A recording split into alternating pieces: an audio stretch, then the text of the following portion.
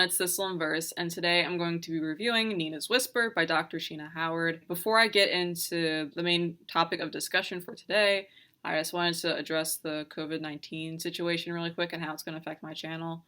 First of all, I hope you all are safe and healthy and your loved ones are safe and healthy. So far, I'm fine. The main effect that it's going to have on this channel is that I couldn't film where I normally film. I kind of have been beatboxing around the house trying to find a location with okay light and where like the acoustics are okay, and kind of settled on here. I get most of my books through the library.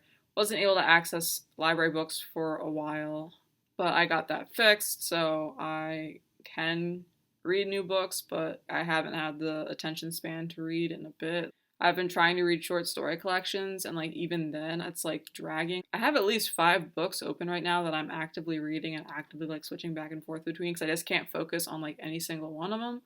But like in terms of like me reading new content and reviewing new content, that's going to be kind of slow. I have some things that I've already read that I have notes on that I can do reviews of, and like that will go up. I have some tags I have to catch up on and things like that, but that's just how this channel is going to be affected and like things that you should know about moving forward. So yeah, on to the main topic of the review, Nina's Whisper by Dr. Sheena Howard. So I was given an arc of this book in exchange for a fair review. Thank you, Dr. Sheena Howard, for that. And all opinions are my own. So I'm just going to read from a summary on Goodreads for people who haven't heard of it.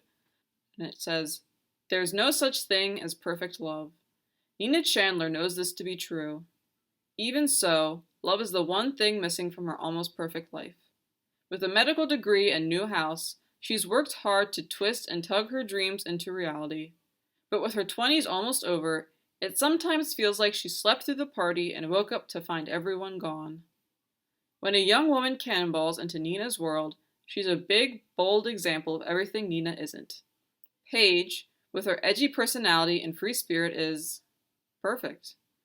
Nina struggles to understand why someone so effervescent would be drawn into her small suburban life, but her insecurity fades before the glory of Paige's adulation.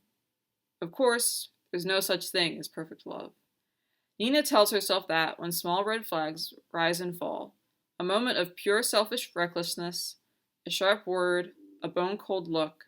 But if there's one thing Nina has always been good at, it's hushing the voices of doubt that get between her and her ambitions, until those dreams start to spin out of control and become a nightmare she can't wake up from." So as you can tell from the summary, this is a book about physical and emotional abuse, so heads up. And Nina is the main narrator. It's told through her perspective, and she's telling it to us in retrospect. We kind of start off in the thick of the action with this big moment, and then she takes us back to the beginning of the relationship to explain how she got there. I thought that this decision gave us a lot of like foreboding, and like I felt like relaying it back to you, like with this sense of if I had known then what I know now, gives it a sense of foreboding that kind of drives the story, because you want to see where like all these things that are pointed out as being issues were going to go. And also I have a very surface level understanding of like cycles of abuse and abusive behavior. And I think that if I hadn't had Nina already knowing like what was going on, then I could have been confused if I had just been experiencing it in real time with her. And even though I already knew how it was going to end, there are still twists and turns. I was definitely surprised at how we got to the ending. Especially with the warnings, there were a few where like something came of the warning and I was like, okay, that warning's done, I don't need to think about it anymore. And then Howard was like, but wait, there's more, and it came back. So definitely twists and turns in the story. On the whole, the writing was good. I guess if I had to use one word to describe Howard's writing style, I would pick journalistic, like very focused on like concrete actions and things and descriptive in that way, not necessarily using a lot of big grand metaphors, you know? And I think that her writing really shines when she's walking us through Nina's memories or actions or like whole scenes. I felt like it was a little weaker when it came time to discuss Nina's feelings, and sort of when the self in the present who's like telling us the story, when that voice comes in, I thought that was when the writing got a little weaker. The warnings, just like the language around the warnings got a little repetitive. I felt like I understood the characters Nina and Paige. When Nina was rationalizing why she was mistreated and why she decided to stay, I felt that and I wish that I didn't. I thought that was very relatable and that emotionally resonated with me.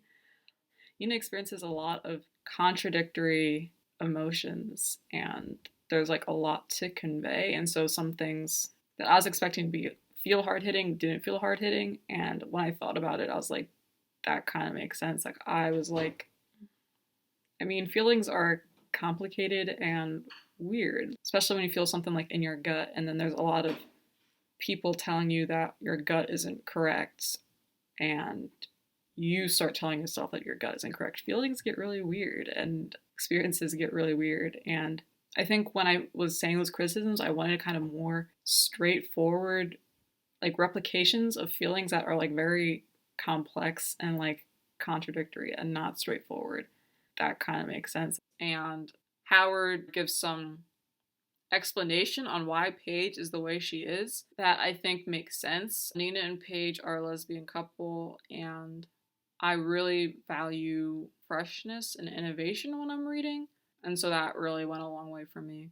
Like, almost the worst thing a book can do for me is for me to read it and feel like I've already read this somewhere else. And when I read this, I was like, I don't think I've heard this story before. So that's what I thought. Thank you for watching. If you enjoyed the video, please hit the like button. If you want to join in the discussion, comment below.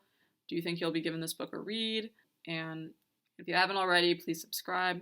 Thank you very much. Have a good one and keep safe. Goodbye.